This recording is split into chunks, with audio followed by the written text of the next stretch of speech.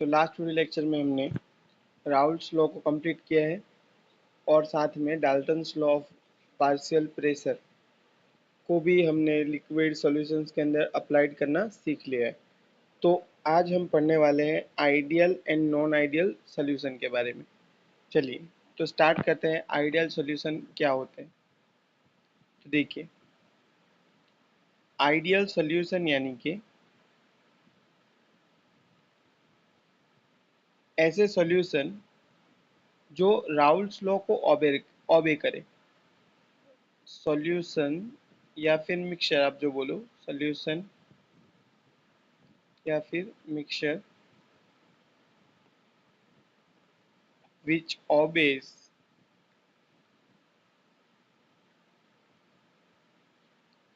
Raoult's law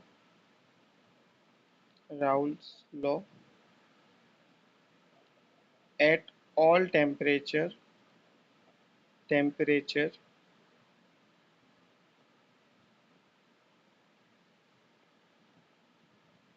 and composition। Sir ये क्या है, देखिए ध्यान से। तो आइडियल सॉल्यूशन यानी कि जो हमने राउल्ट का लॉ पढ़ा था, राउल्ट का लॉ क्या कहता है कि राउल्ट का लॉ कहता था कि सॉल्यूशन का जो वेपर प्रेशर होगा या फिर जिसको हमने पी टोटल लिखा था वो किसके इक्वल आना चाहिए।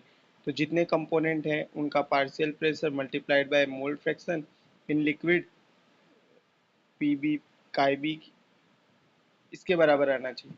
तो अगर किसी भी टेम्परेचर पर किसी भी कंपोजिशन पर लिक्विड आप उड़ा रहे हो तो अंदर जो भी कंपोजिशन हो, यानी कि मोल एक mole fraction 0.1 mole fraction A का, 0.94 मोल फ्रैक्शन बी का बचा है, या फिर 0.2 मोल फ्रैक्शन ए का, 0.8 मोल फ्रैक्शन बी का बचा है, फिर भी अगर उनका टोटल प्रेशर इन दोनों का पार्शियल प्रेशर और मोल फ्रैक्शन का सम के इक्वल आ गया, तो फिर समझ जाइएगा कि वो आइडियल सॉल्यूशन का फॉर्मेशन कर चुके हैं, यानी कि वो आइडियल सॉल्यूशन बन चुका है।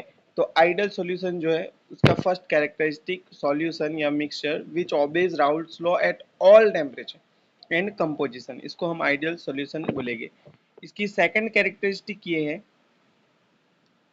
कि डेल्टा एच ऑफ मिक्सिंग जो है इसके लिए जीरो निकल के आएगा। यानी कि ये क्या कह रहा है, डेल्टा एच ऑफ मिक्सिंग, यानी कि इसको मिक्स करने से, यानी कि दो कंपोनेंट ए एंड बी को मिक्स करने पर इवॉल्व नाइदर हीट इवॉल्व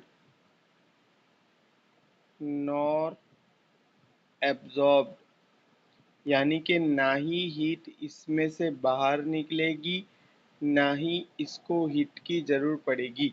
यानी कि ना ही मिक्सचर हमारा जो बना है वो बनने के बाद ना ही वो गर्म होगा ना ही वो ठंडा होगा, यानी कि डेल्टा एच ऑफ मिक्सिंग क्या आएगी, जीरो निकल कर आएगी। Third important point,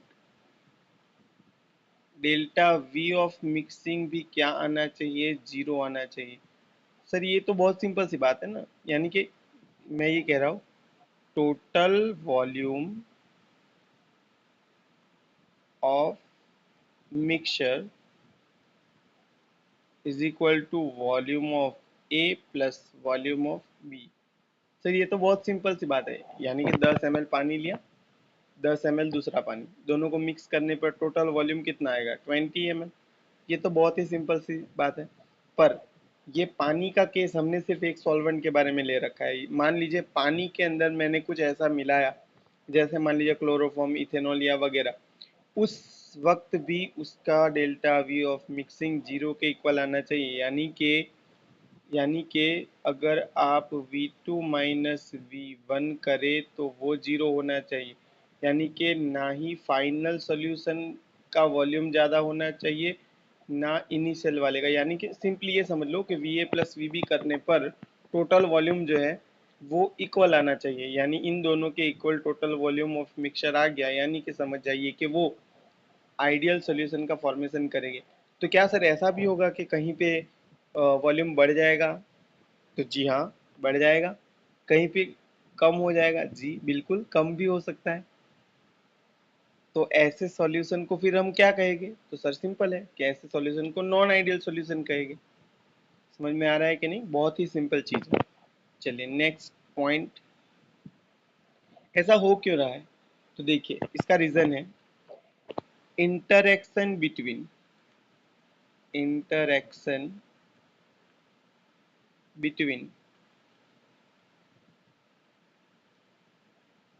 A molecules, B molecules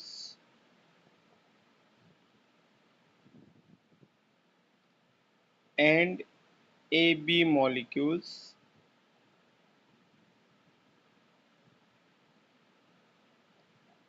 will be same। यानी कि अगर मान लीजिए कि ये एक कंटेनर जिसके अंदर मैंने लिक्विड ए भरा था, इसके अंदर जो मॉलिक्यूल्स ए के हो गए, और दूसरा जो कंटेनर है उसके अंदर मैंने जो बी भरा था, उसके जो मॉलिक्यूल्स हो गए बी, ये मॉलिक्यूल्स को रिप्रेजेंट कर रहा हो, वो कोई भी हो सकता है, सही। ये इथेन हो सकता है, मीथेन हो सकता है, या कोई भी आप जिस लिक्विड ले लीजिए, जैसे इथेनॉल हो गया, मिथेनॉल हो गया, एक्सेट्रा। तो ये दोनों जब मिलेंगे, ए के मॉलिक्यूल बी के मॉलिक्यूल मिलने के बाद ए बी का जो मॉलिक्यूल बनेगा, उस ए बी के मॉलिक्यूल के अंदर जो फोर्स ऑफ अट्रैक्शन लग रहा है वो सेम होना चाहिए। यानी कि ए बी का इंटरेक्शन ए के बराबर और वही इंटरेक्शन बी के बराबर, ये मॉलिक्यूल के बीच में लगने वाला इंटरेक्शन। यानी कि ए मॉलिक्यूल, यानी कि A2 का मॉलिक्यूल है ये यानी A2 मॉलिक्यूल जो है, ये A2 मॉलिक्यूल, ये B2 मॉलिक्यूल, ये A2 मॉलिक्यूल जो दूसरे A2 के साथ B2 मॉलिक्यूल दूसरे अपने नेबरिंग B2 मॉलिक्यूल के साथ जो इंटरेक्शन रखता है, जितने पावर के साथ वो उसको खींच रहा है या दूर धकेल रहा है, सेम इंटरेक्शन, उसी तरीके का इंटरेक्शन ए बी में होना चाहिए। तभी मैं कह तभी मैं कहूँगा कि ये जो है आइडियल सॉल्यूशन बनाएंगे। और आइडियल सॉल्यूशन जब भी बनेगा तो ये कंडीशन मस्ट फॉलो होगी और होगी। चलिए आगे चलते हैं।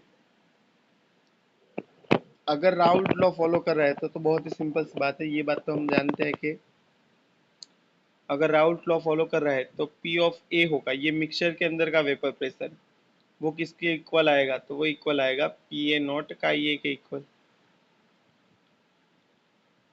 फॉर बी जो उसका पी बी होगा वो किसके इक्वल आएगा? पी बी नॉट का बी के इक्वल। और जो पी टोटल है वो किसके इक्वल आएगा? P A plus P B के इक्वल। यही बात तो मैंने ऊपर कर दी, यानी कि पी टोटल या पी ऑफ सॉल्यूशन जो लिखो आप, वो पी ए नॉट का A plus P B naught का बी के इक्वल आना चाहिए, तभी ये आइडियल सॉल्यूशन बनाएंगे, सही है। यानी कि वेपर प्रेशर मिक्सचर में ए का उसका प्योर फॉर्म में जो वेपर प्रेशर है उसके मल्टीप्लाइड बाय उसके मोल फ्रैक्शन के इक्वल आना ही चाहिए। बी का सेम टू सेम उसके प्योर फॉर्म में जो वेपर प्रेशर है उसके मल्टीप्लाइड बाय उस कंपोज उस मिक्सचर में बी का जो मोल फ्रैक्शन है उसके मल्टीप्लिकेशन उसके मल्टीप्लाई के बराबर आना चाहिए, सही है। और पी टोटल जो है वो पी एन पी बी के सम के इक्वल आना चाहिए। तो ये फॉलो करेगा तभी वो आइडियल सॉल्यूशन कहलाएगा। चलिए आगे बढ़ते हैं।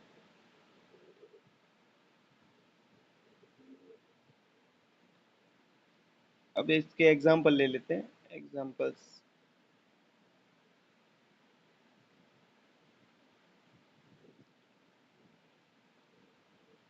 फर्स्ट लिखेंगे हम डाइल्यूट सॉल्यूशन।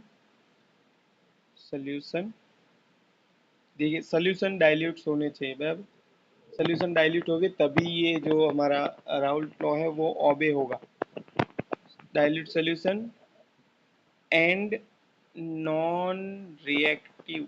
अच्छा, ये लाइन पहले मैंने इसलिए लिखी क्योंकि क्या होता है कि हम मान लेते हैं कि कोई भी मतलब कि आ गया, तो क्या वो आइडियल सॉल्यूशन बना लेगा? तो जी नहीं, बिल्कुल बिल्कुल नहीं होगा।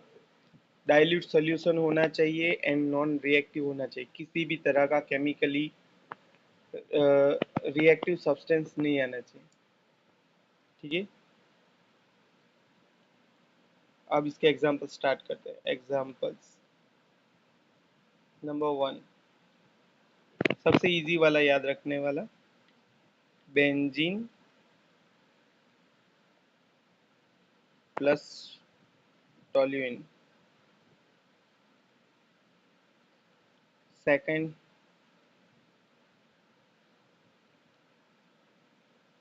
Heptane plus hexane. And third, C4H9Br plus C4H9I। अच्छा, हेप्टेन और हेक्सेन कौन सा? नॉर्मल वाला, नॉर्मल नॉर्मल यानी लीनियर वाले।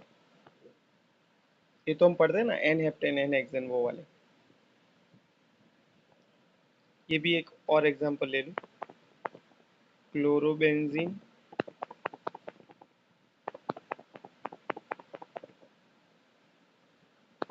Benzene plus क्रोमोबेंजीन। नीट या जेई के लिए अगर आप पढ़ रहे हो तो ये एग्जांपल्स आपको याद रखने की कोई ज़रूरत नहीं। आपको क्वेश्चन के अंदर क्लियरली मेंशन करके देगा कि भाई हमारे पास जो भी सोल्यूशन है वो कैसा आइडियल है या नहीं आइडियल, वो बताएगा। या तो कोई हिंट दे देगा, यानी कि बोल देगा कि राउल्ट लॉ को ओबे कर रहा है सोल्यूशन, तो आप समझ जाना कि वो डाइल्यूट सोल्यूशन या आइडियल सोल्यूशन है हमारा। ठीक है, अब नॉन आइडियल सोल्यूशन स्टार्ट करते हैं। देखिए, अब नॉन आइडियल सोल्यूशन थोड़ा ट्रिकी है। कैसे? क्योंकि नॉन आइडियल सोल्यूशन के अंदर ये लाइन तो ठीक है कि non ideal means which which do not obeys Raoult's law, Raoult's law at all temperature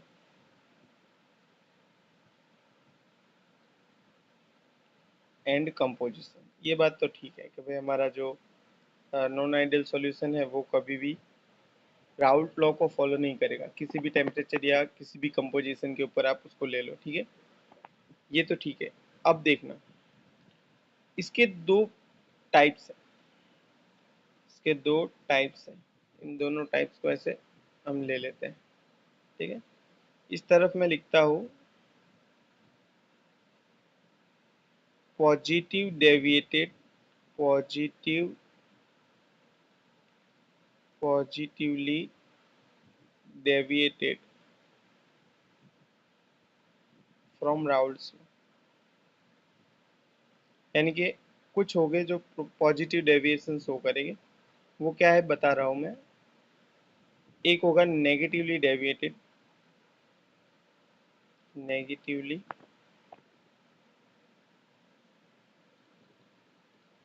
negatively deviated deviated from Raoult's law.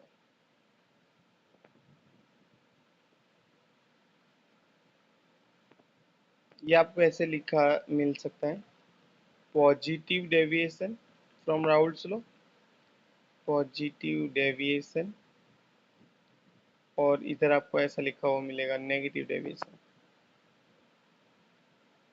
अच्छा, ये बात क्या है समझने वाली है। नेगेटिव डेविएशन, कुछ सॉल्यूशन ऐसे बनेंगे जो आइडियल तो नहीं होगी, यानी राउल्ट लॉ तो फॉलो नहीं करेगी। अब उसके अंदर दो केसेस बनेंगे, एक आइदर पॉजिटिव डेविएशन शो करेगी या नेगेटिव डेविएशन शो करेगी। सर समझ नहीं आ रहा है, समझिए एकदम सिंपल से स्टार्ट करता हूँ। जो मैंने वहाँ फोर्थ पॉइंट लिखा था उसी पॉइंट को मैं फर्स्ट लिख रहा हूँ। इसके अंदर क्या होगा, पॉजिटिव डेविएशन। पॉजिटिव डेविएशन का मतलब क्या होगा, पॉजिटिव डेविएशन का मतलब जो पी ए का जो वेपर प्रेशर होगा ना, पी ए का, पी ए यानी सॉल्यूशन के अंदर ए कंपोनेंट वाले का वेपर प्रेशर ज्यादा आएगा पी ए नॉट काई ए से। सर ये तो इक्वल आना चाहिए जी, इक्वल आना चाहिए, पर इक्वल नहीं आ रहा है, ये ज्यादा आ रहा है। और अगर ये ज्यादा आया यानी कि उसके वेपर ज्यादा बन रहे हैं, जैसा हमने प्रिडिक्ट किया था उससे, अगर उससे ज्यादा बने यानी कि राउल्ट लॉ कह रहा है कि मान लीजिए कि 10 mm ऑफ एच बनना चाहिए वेपर प्रेशर, बन रहा है 12 mm ऑफ एच, यानी कि ये तो ज्यादा हुआ ना, ज्यादा मतलब पॉजिटिव, पॉजिटिव मतलब कि positive deviation from Raoult's law. ऐसे ही पीबी का सेम सिनारियो, पीबी जो है वो ज्यादा आएगा पीबी नॉट मल्टीप्लाइड बाय काई बी से। ये हर कंपोजिशन के लिए वैलिड है, ठीक है। काई बी, काई ए की कोई भी वैल्यू आ जाए, P A naught, P B naught तो कांस्टेंट रहेगा, टेम्परेचर कांस्टेंट है। काई ए और काई बी की कोई भी वैल्यू पर P A greater than P A not काई ए और पी बी नॉट काई बी आना चाहिए। तो सर क्या ये भी सही होगा क्या, कि जो हमारा पी टोटल है वो भी ज़्यादा आएगा पी ए नॉट काई ए प्लस पी बी नॉट काई बी से, ऑब्वियसली, बिल्कुल, ये बिल्कुल सही स्टेटमेंट है। पी टोटल जो है वो ज़्यादा आएगा पी ए नॉट काई ए प्लस पी बी नॉट काई बी से, यानी कि वेपर्स अंदर ज़्यादा बने हैं, इसीलिए कहेंगे कि ये ज़्यादा है, यानी पॉजिटिवली डेविएटेड है राउल्ट्स लॉ से। ठीक है, चलिए आगे का पॉइंट। यहाँ क्लियरली पता चलना चाहिए कि ए बी इंटरैक्शन ये हुआ कब होगा, सोचो कि वेपर ए के ज्यादा बन रहे हैं, बी के ज्यादा बन रहे हैं, यानी कि क्या हुआ होगा, ए बी इंटरैक्शन जो रहा होगा, A B interaction is weaker than A A and B B interaction. नहीं समझ में आया, यानी कि मैं ये कह रहा हूँ, मान लीजिए कि कहीं पे मैंने दो सोल्यूशन मिक्स किए, अब वेपर ज्यादा बन रही, ए की भी बी की भी, शुरुआत में जो वेपर बने हैं उससे ज्यादा वेपर कब बनेंगे, यानी कि ए बी साथ रहना नहीं चाहते। अगर ए बी साथ रहना नहीं चाहते यानी कि इनका इंटरेक्शन नहीं अच्छा, यानी कि इनकी आपस में अच्छी बन नहीं रही। अगर आपस में अच्छी बन नहीं रही इसीलिए तो ये ज्यादा वेपर फेज में रह रहे, यानी कि जो इंटरेक्शन का ऑर्डर है वो जो ए ए एंड बी बी का जो इंटरेक्शन है उससे कम है ए बी का इंटरेक्शन, यानी ए बी अच्छी तरीके से मिल नहीं पा रहे, इसीलिए वो ज्यादा वेपर फॉर्म में रहना पसंद कर रहे हैं। अच्छा, एक और चीज इसमें, नेक्स्ट,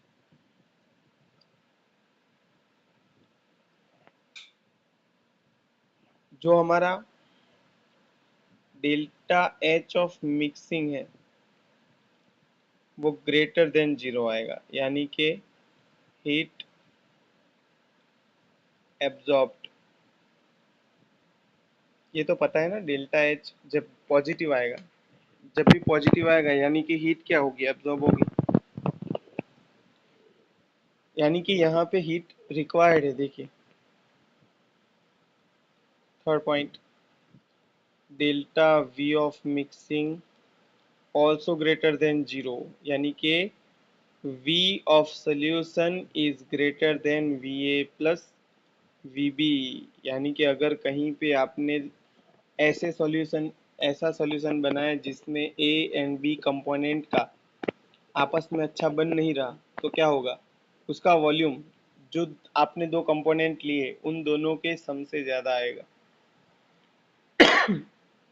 तो इस तरह से हम V ऑफ मिक्सिंग, अच्छा ये याद कैसे रहेगी, तो याद रखना पॉजिटिव डेविएशन यानी सब पॉजिटिव देखिए, सब बड़ा बड़ा आ रहा है पॉजिटिव से।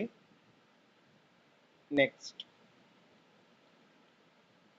अब इस तरफ लिख लेते हैं। अच्छा इसका थर्मोडायनेमिक जो है वो मैं आपको बाद में समझाता हूँ, चलिए पहले इधर लिखते हैं कि इसके लिए हमारा पी ए नेगेटिव डेविएशन, यानी कि वो वेपर्स जो बन रही है वो कम बनेगी पी ए नॉट काई ए से, पी ए कम बनेगा पी ए नॉट काई ए से। और अगर आप पी बी करोगे चेक मिक्सचर के अंदर वेपर प्रेशर बी का, तो वो पी बी नॉट काई बी से कम आएगा, यानी कि ये नेगेटिव डेविएशन शो करे। तो पी टोटल भी क्या सर कम आएगा? बिल्कुल पी टोटल भी कम आएगा, पी ए नॉट काई ए प्लस पी बी नॉट काई बी से।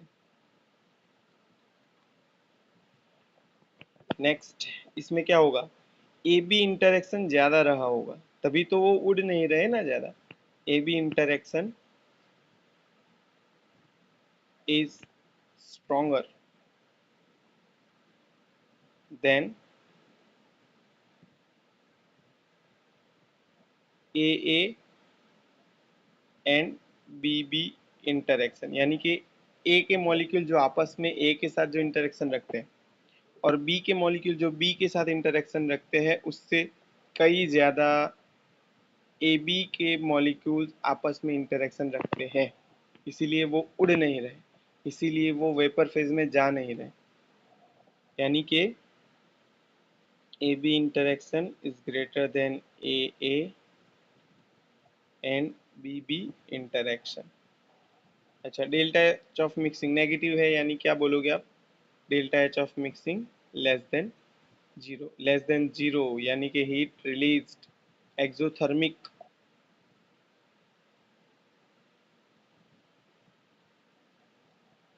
And next point delta V of mixing, ये भी नेगेटिव है, यानी कि यहाँ पे जो आपका सॉल्यूशन का जो टोटल वॉल्यूम है वो क्या आएगा, वो कम आएगा जो शुरू में हमने जो दो कंपोनेंट लिए उनके वॉल्यूम से। अच्छा, ये हो गई बात।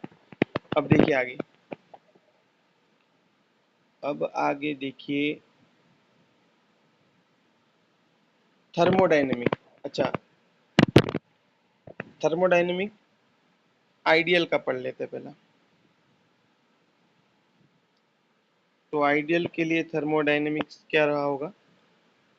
तो आइडियल में तो सिंपल है ना, डेल्टा थर्मोडायनेमिक्स लिखता हूं मैं अलग से टॉपिक।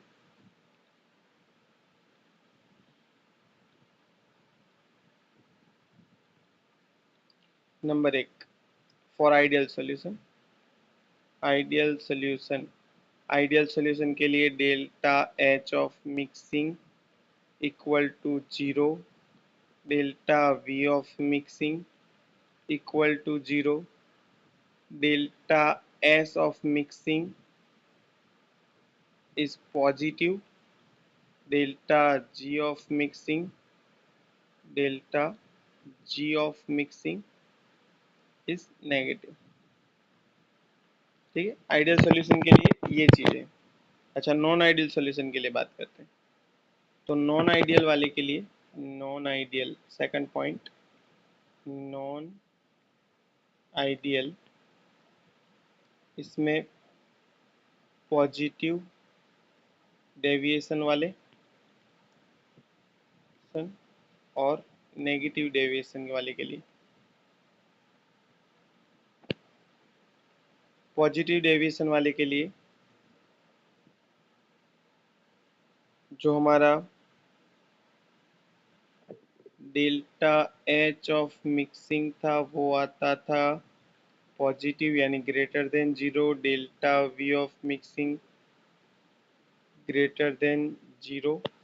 अब यहाँ ध्यान देना, इसके लिए डेल्टा एस ऑफ मिक्सिंग जो है वो आएगा पॉजिटिव और डेल्टा जी ऑफ मिक्सिंग जो है वो आएगा नेगेटिव। अब नेगेटिव डेविएशन वाले के लिए देख लेते हैं। तो ये तो आपको पता है, delta H of mixing negative के लिए क्या आएगा, नेगेटिव आएगा। डेल्टा वी ऑफ मिक्सिंग भी नेगेटिव आएगा। डेल्टा एस ऑफ मिक्सिंग जो है वो पॉजिटिव आएगा और डेल्टा जी ऑफ मिक्सिंग जो है वो नेगेटिव आएगा। ठीक है, तो ये याद रखना, ऑलमोस्ट सेम ही है, बस यहाँ पे डिफरेंस सिर्फ यहाँ पे है, डेल्टा एच ऑफ मिक्सिंग और डेल्टा वी ऑफ मिक्सिंग। ठीक है, अब इसके एग्जांपल्स ले लेते हैं पॉजिटिव डेविएशन के और negative deviation.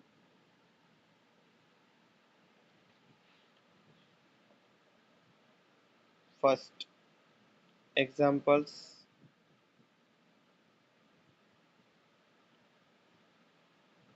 Positive deviation,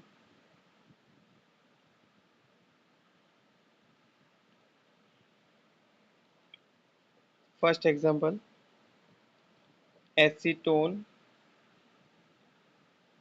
plus ethanol. अच्छा, ये हो क्या रहा है, देखिए एसीटोन और इथेनॉल जो है वो आपस में अच्छी तरीके से नहीं मिल पा रहे हैं। क्यों, रीजन क्या है, बहुत ही सिंपल, एसीटोन जो है वो अपने पास डाइपोल रखता है, यानी कि उसके अंदर उसके मॉलिक्यूल्स में डाइपोल डाइपोल इंटरेक्शन, और इथेनॉल के अंदर जो मॉलिक्यूल्स है उसके अंदर H bonding interaction. Interaction same होना चाहिए तभी आइडियल बनेगा, यहाँ पे हो ही नहीं रहा, इसीलिए ये क्या पॉजिटिव डेविएशन शो कर रहा है। अच्छा, कहीं पे अच्छा और अच्छा इंटरेक्शन हो गया तो वो नेगेटिव डेविएशन शो करेगा। ठीक है, वो भी आगे हम डिस्कस करेंगे। दूसरा एग्जांपल ले लेते हैं, acetone plus carbon tetra chloride CCl4। देखिए यहाँ पे ये डाइपोल, इसके अंदर डाइपोल डाइपोल इंटरेक्शन, इसके मॉलिक्यूल्स में है van der Waals force of attraction, van der Waals force, इसके मॉलिक्यूल्स आपस में वैन डर वाल्स फोर्स का इंटरेक्शन रखते हैं, इसीलिए पॉजिटिव डेविएशन शो करते हैं। ठीक है, third methanol plus water,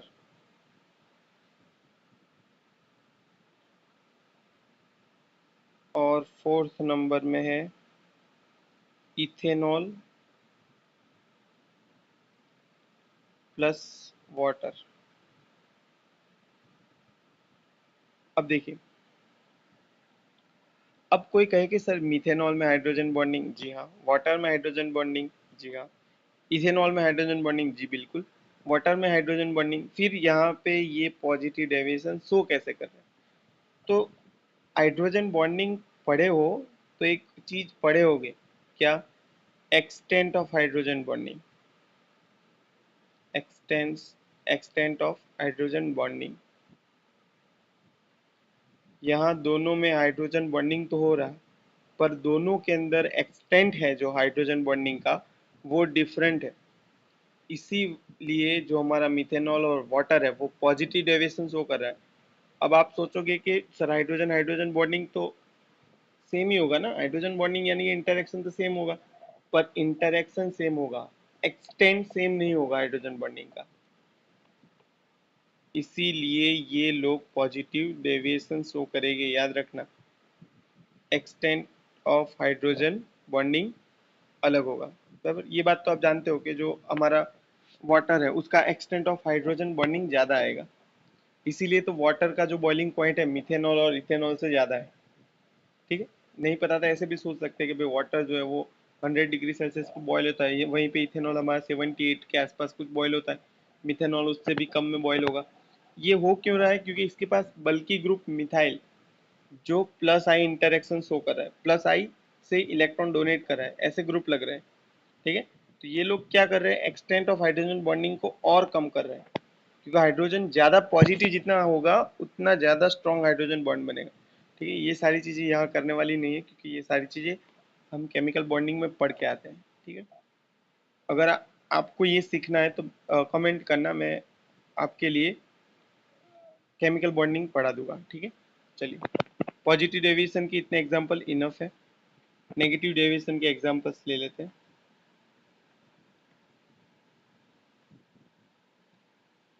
negative deviation, ठीक है, नेगेटिव डेविएशन के अंदर सबसे पहले वाला एग्जांपल, क्लोरोफॉर्म, क्लोरोफॉर्म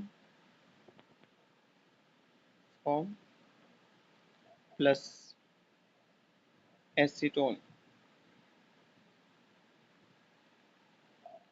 जो क्लोरोफॉर्म है वो डाइपोल इंटरेक्शन शो करता है, dipole dipole. Acetone dipole dipole interaction show करता है। अच्छा, कई जगह पे ऐसा भी लिखा होता है कि क्लोरोफॉर्म हाइड्रोजन बॉन्डिंग शो करता है, वो भी एक special case. Hydrogen bonding chloroform show नहीं करता, पर उसका जो डाइपोल इंटरेक्शन है वो ज़्यादा स्ट्रॉन्गर है। ठीक है, तो कहीं अगर क्लोरीन पर किसी कार्बन पर क्लोरीन ज़्यादा है, तो ये उस पे लगने वाला, उसी कार्बन पे लगने वाला हाइड्रोजन जो है वो हाइड्रोजन बॉन्डिंग शो करेगा। और इसका एक एग्जांपल भी है, अगर आपको याद है तो कमेंट में कमेंट करना कि कौन सा है वो एग्जांपल जिसमें क्लोरीन लगे होने की वजह से वो हाइड्रोजन बॉन्डिंग कर रहा है। Second, acetone. एसीटोन, ये डाइपोल मोमेंट, इसके अंदर dipole dipole interaction plus aniline, और इसके अंदर हमारा मिलता है वीक हाइड्रोजन बॉन्डिंग,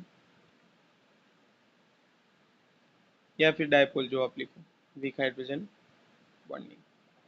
ठीक है, इसका एक्सटेंट ज़्यादा है हाइड्रोजन, यानी कि ये डाइपोल, इसका डाइपोल मोमेंट ज़्यादा आएगा। तो इसी वास्ते जब एग्जाम्पल, जब सोल्यूशन बनेगा तो जो सोल्यूशन है उसके अंदर एसीटोन और एनिलीन मॉलिक्यूल ऐसे जुड़े होंगे जैसे बहुत ही ज़्यादा दोस्ती हो एक दूसरे के साथ। इसीलिए जो हमारा सोल्यूशन है वो नेगेटिव डेविएशन शो करेगा। ठीक है, फिर आप एग्जाम्पल ले सकते हो।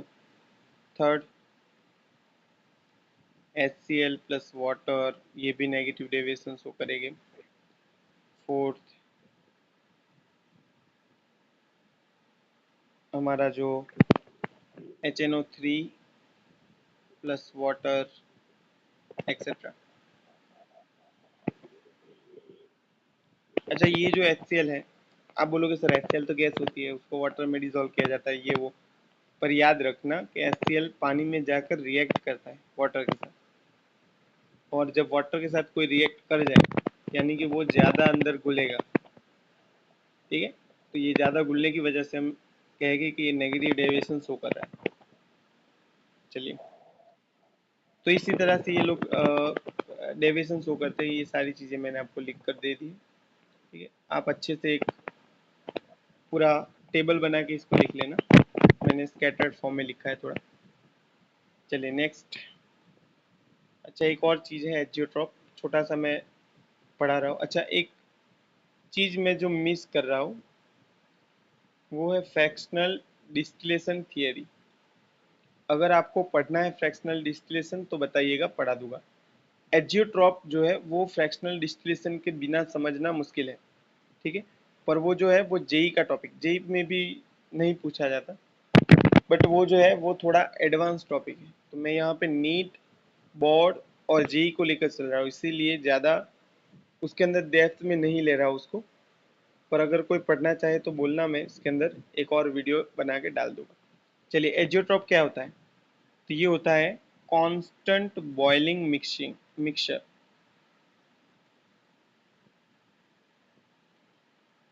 यहाँ अगर आपने बिल्कुल अच्छे से पढ़ा है राउट लॉ तो आपको पता चलेगा कि जो हमारा मिक्सचर था सर, जो मिक्सचर था उसका बॉइलिंग पॉइंट डिपेंड करता था उसके अंदर जो ए एंड बी का कंपोजिशन जो है उस पर।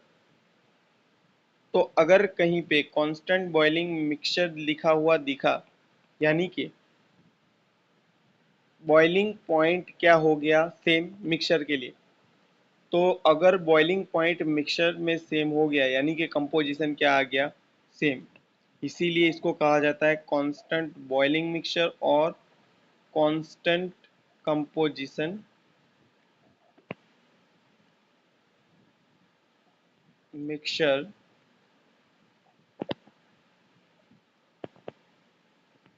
In vapour and liquid phase.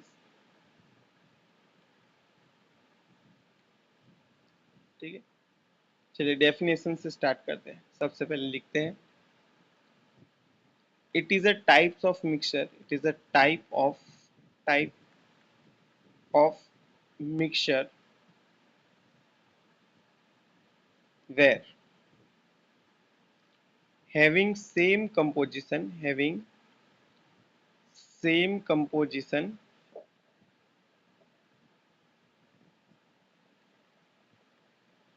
and same composition in liquid and vapor phase। ठीक है, चलिए समझाने की मैं कोशिश करता हूँ क्या है ये। मान लीजिए कि ये हमारे पास कोई बॉक्स है, ठीक है, थोड़ा आड़ा टेढ़ा है, समझ लीजिएगा। इसके अंदर मैंने कोई मिक्सचर भरा हुआ है। अब ये जो मिक्सचर है वो हमारा इवोपरेट हो रहा है मिक्सचर के अंदर। अब मान लीजिए कि ये मिक्सचर किसी ऐसे पॉइंट पर रीच कर गया जहां पे पहुंचने के बाद होता क्या है, स्टार्टिंग में तो क्या होगा कि स्टार्टिंग में जो है, जो ज़्यादा वॉलेटाइल होगा वो फर्स्ट उड़ेगा। तो जो मोर वॉलेटाइल जो सब्सटेंस होगा, more volatile, more present in vapour phase, more present in vapour phase. ठीक है, यही रूल है। अगर मैं यहाँ पे कोई टेम्परेचर, यहाँ पे आग लगा दी जाए, यहाँ टेम्परेचर में चेंज कर रहा हूँ, अब यहाँ पे उड़ना स्टार्ट करेंगे मॉलिक्यूल। तो जो हमारा ज़्यादा उड़ने वाला है, जो ज़्यादा वॉलेटाइल है वो इजीली उड़कर चला जाएगा। ठीक है, और जो लेस वॉलेटाइल सब्सटेंस है वो ज़्यादा कहाँ पाया जाएगा, वो लिक्विड में, क्योंकि वो ज़्यादा उड़ नहीं रहा। Less volatile more present in liquid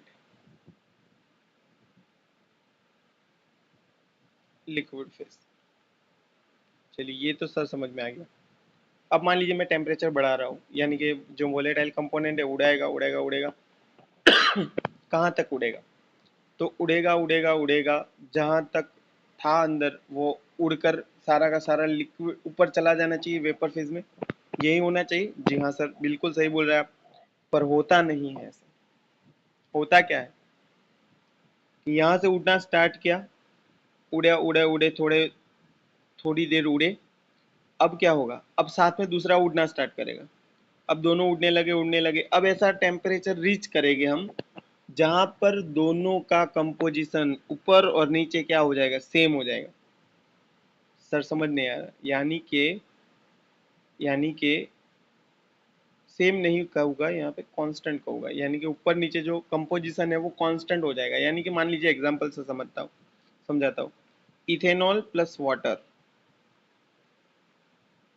ethanol plus water, जब आप इसको हीट करोगे तो सबसे पहले तो सर इथेनॉल उड़ेगा। जी बिल्कुल उड़ेगा।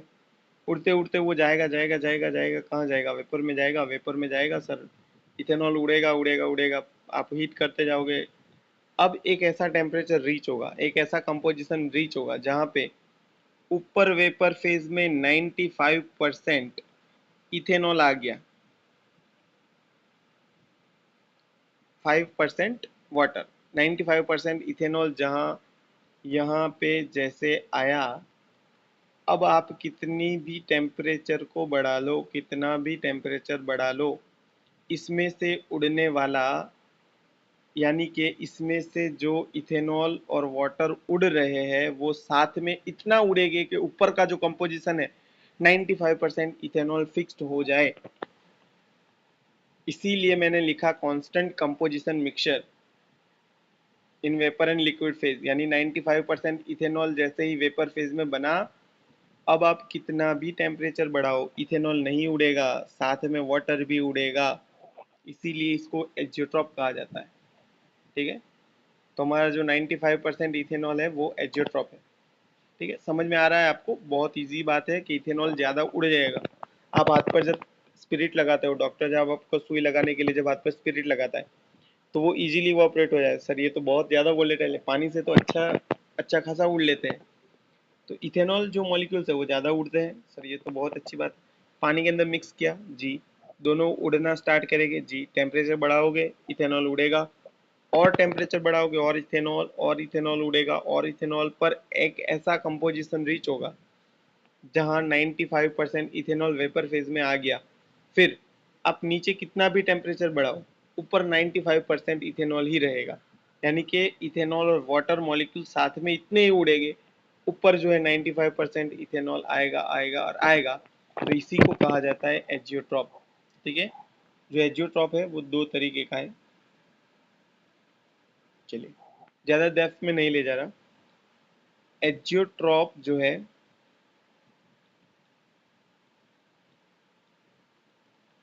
Never made by ideal solution. Ideal solution कभी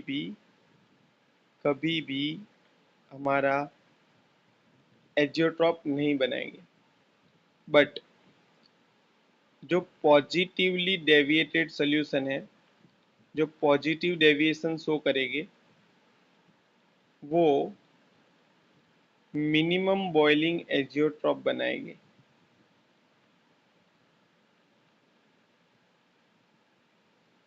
एजियोट्रॉप बनाएंगे। और जो नेगेटिवली डेविएटेड सॉल्यूशन है, जो नेगेटिव डेविएशन शो करेंगे, वो बनाएंगे मैक्सिमम बॉइलिंग एजियोट्रॉप।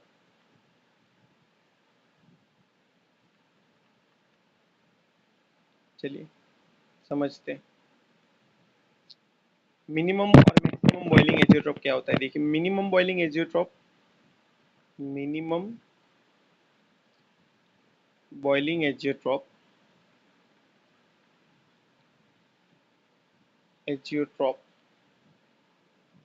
यानी कि types of mixture types of mixture where boiling point of boiling point of mixture boiling point of mixture is less than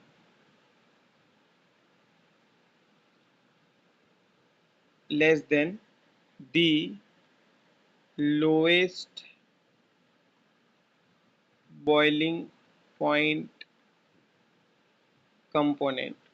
यानी कि कंपोनेंट यानी कि ऐसा मिक्सचर जिसके अंदर मिक्सर का बॉइलिंग पॉइंट, जो दो या तीन या जितने भी हमारे सॉल्यूशन के अंदर कंपोनेंट है, उसमें से सबसे लोएस्ट जिसका बॉइलिंग पॉइंट है, उससे भी कम आ गया मिक्सचर का बॉइलिंग पॉइंट, तो ऐसे को बोलेंगे minimum boiling azeotrope.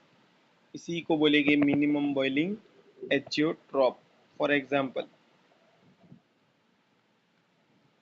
95% ethanol is a minimum boiling azeotrope. क्यों? तो इथेनॉल का बॉइलिंग पॉइंट है 78 डिग्री सेल्सियस, प्लस वाटर जिसका बॉइलिंग पॉइंट होता है 100 डिग्री सेल्सियस, और इन दोनों से बनने वाले मिक्सचर का बॉइलिंग पॉइंट 95% इथेनॉल का बॉइलिंग पॉइंट निकल के आएगा कुछ 68 डिग्री सेल्सियस के आसपास। ये रफ कैलकुलेशन है, ठीक है, रफ। अब अब यहाँ आपको आइडिया तो आ गया। मिनिमम बॉइलिंग एजियोट्रॉप यानी कि ऐसा मिक्सचर जिसका बॉइलिंग पॉइंट जो है, उसके अंदर रहने वाले कंपोनेंट्स के अंदर जिसका सबसे लोएस्ट बॉइलिंग पॉइंट है उससे भी लो हो, उसी को कहेंगे मिनिमम बॉइलिंग एजियोट्रॉप। और जो मैक्सिमम बॉइलिंग एजियोट्रॉप है, मैक्सिमम बॉइलिंग एजियोट्रॉप जो है,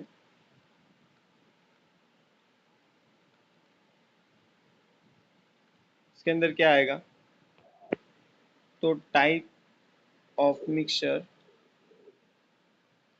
type of mixture whose boiling point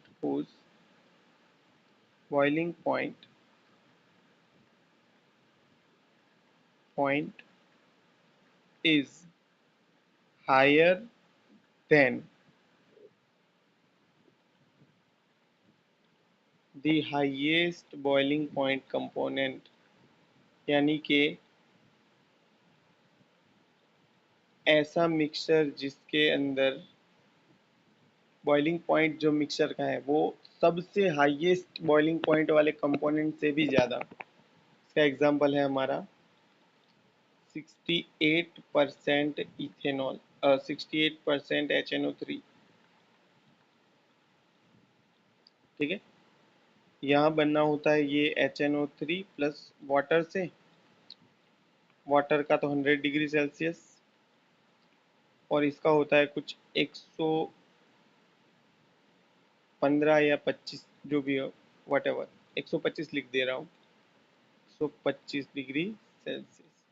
और जो मिक्सचर बना 68% HNO3 यानी कि कांस्टेंट मिक्सचर जो बना उसका बॉइलिंग पॉइंट जो है वो 138 डिग्री सेल्सियस के आसपास हम मान लेते हैं। ठीक है, ज़्यादा आएगा, मतलब कि जो ज़्यादा है उससे भी ज़्यादा, इसीलिए इसको बोलेंगे मैक्सिमम बॉइलिंग एजियोट्रॉप। एक चीज़ नोटिस नहीं की आपने, बिल्कुल नहीं की होगी, मिनिमम बॉइलिंग एजियोट्रॉप का एग्जांपल देखिए 95% इथेनॉल।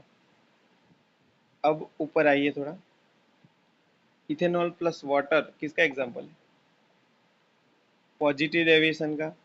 यही बात यहाँ पे मैंने लिख दे रखी है, देखिए पॉजिटिव डेविएशन वाले मिनिमम बॉइलिंग एजियोट्रॉप बनाएंगे, नेगेटिव डेविएशन वाले मैक्सिमम बॉइलिंग एजियोट्रॉप बनाएंगे।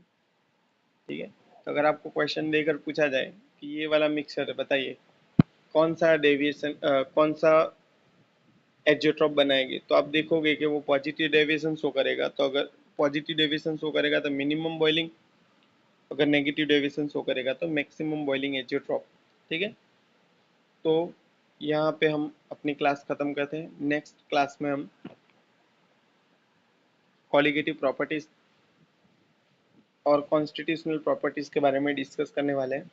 तो अगर आपको वीडियो अच्छा लगा है तो चैनल को सब्सक्राइब करें, और वीडियो को like share and subscribe, like share और चैनल को सब्सक्राइब जरूर कीजिएगा। मिलते हैं नेक्स्ट वीडियो लेक्चर में।